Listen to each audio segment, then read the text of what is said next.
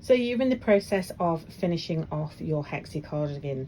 You've, sewn the two sides together, you've edged it, and you're looking at whether you should do a cuff or how you should go from that to this.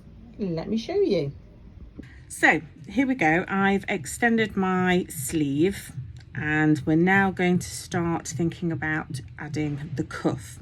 To make the Hexicardigan, I use the 5mm hook, but to do the cuff, I'm going to be using my 4mm. So what I tend to do first, and there's no right or wrong way to do this, it's all down to preference, is obviously where I have finished my clusters of 3, what I do is I chain 1, and then I just continue all the way around, just doing a single crochet in this smaller hook all the way around. If you're not familiar with what a single crochet is, let me know and I will do a step-by-step tutorial of that for you. So I continue round doing my single crochet. So off we go, I'll meet you at the end. So I'm on my last stitch. Obviously this is where I did my first single crochet, so I'm just going to slip into the top of that. So what we're going to do now is we're going to create this. We're going to create this here. So this is a front double crochet, and then we're going to do a back double crochet. So let's have a look how we start. So I've done my round of single crochet just so that I could count how many I've got. So now what we're going to do is I'm going to do a decrease. At the moment I've got 52 stitches. So what I'm going to do is I'm going to do my double crochet, which is the first row of my ribbing that we're going to start doing, and I'm going to decrease every single one. So we've made that slip stitch into the first stitch of the round, so now I'm going to do my decrease row. Now you could do your decrease row on that first row what we've done however you like, but for me personally I like to do it this way. So like I said, I'm going to do my decrease row all the way around. I'm picking up the front loops only and then continuing to do my double crochet. Always need to make sure that you finish with an even number of stitches when you are wanting to do the ribbing effect with the front double crochet and the back post double crochet. So I will continue to do my decrease in every one as I'm going round, and as you see so far I've got 1, because that chain class is your first one. 1, 2, 3, 4, 5, 6, 7. So I'm going to continue all the way around. So I've done my row of double crochets all the way around because we're working in the round, continuously going round.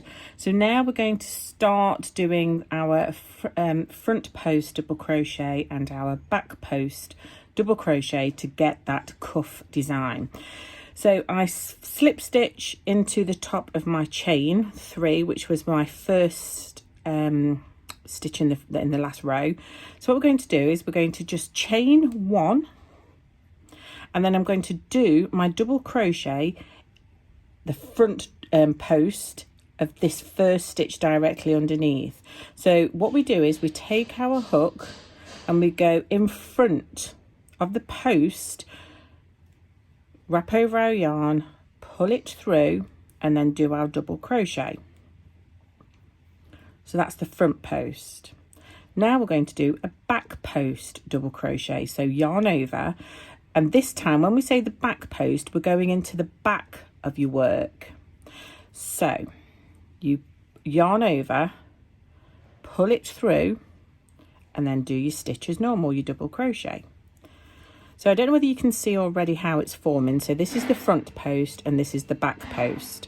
So yarn over, we're going to do the front post. So we come to the front of your work, the front post, yarn over, pull it through and do your double crochet. Yarn over, and now we're now doing back post. So we go to the back of the work, pull it through, double crochet. Now it will look a little bit messy until you start doing your rounds. So now we're going to do front post. So yarned over, front post again, pull that through and double crochet. Yarn over, we're doing back post. So there's my double crochet. Front post. Oops. Sometimes it can be a bit tricky on this, making sure that you've got your hook the right way round.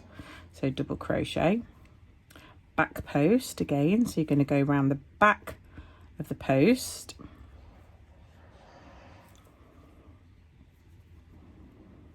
front post,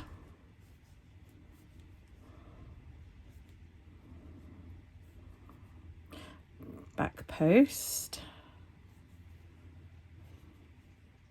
oops, sorry, I'll do that one again. That you're under pressure when you're doing a video for people. So double crochet, so again front post, back post, front post,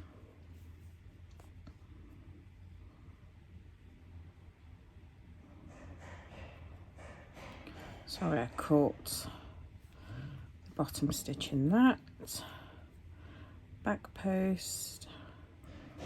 Okay, so I've just done my back post.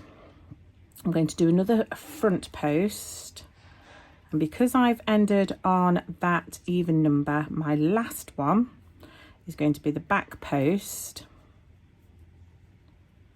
and I'm back to my first one I did.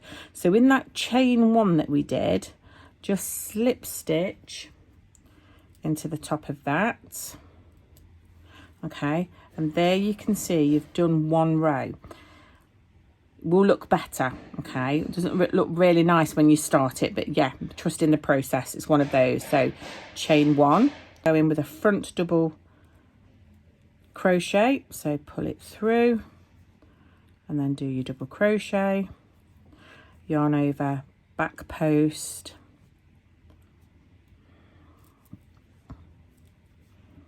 yarn over, front post, yarn over, back post,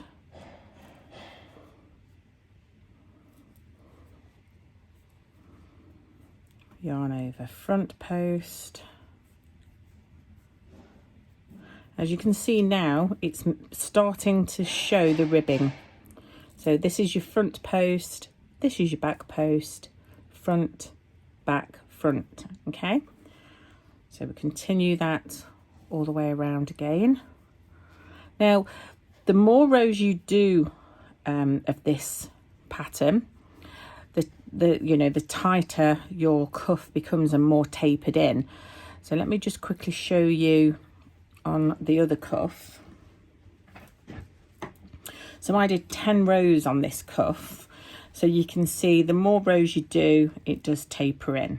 Okay, and like you say, they're front posts, the back post are here and front post, and it gives that nice rib. So we're on the last row now that I'm doing, so I'm continuing around doing I'm doing a back post double crochet and a front post double crochet at the moment. And as you can see, I've now got that lovely ribbing on the cuff. I'm nearly almost out of wool as well. Should hopefully get to the end. Oh, sorry, I've got a knot here. So I'm going to do a back post double crochet, front post double crochet, back post, oops, front post,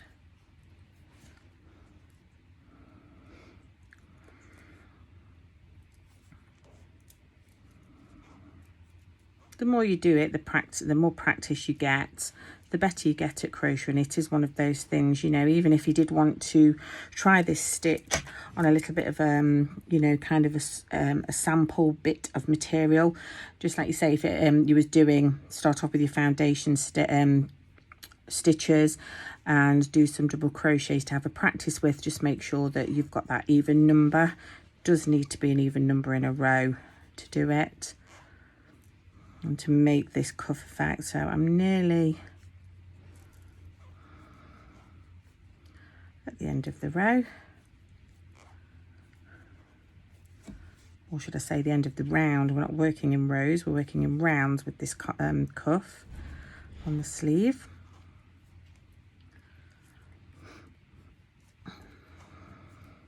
And then my last back post double crochet. Oh, and my wool's gone again. And then, so that's my last back post double crochet,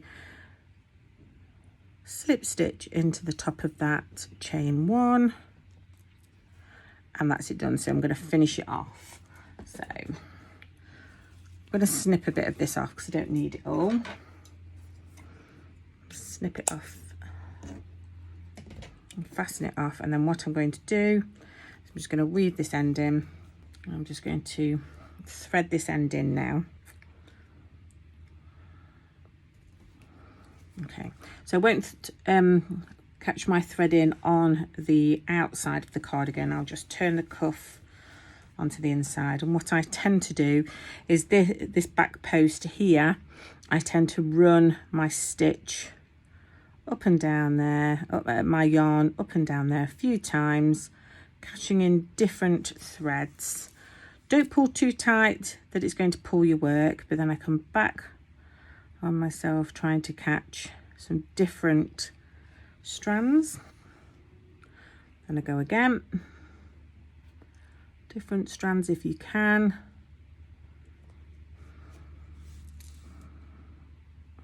And back again. That way, like you say, you know that it's secure and you're not making too much of a big bulky seam. So I'm going to just go down through there. I've got my big scissors here because I'm at the office today. So just cut it off. And there we go. That's the cuff finished.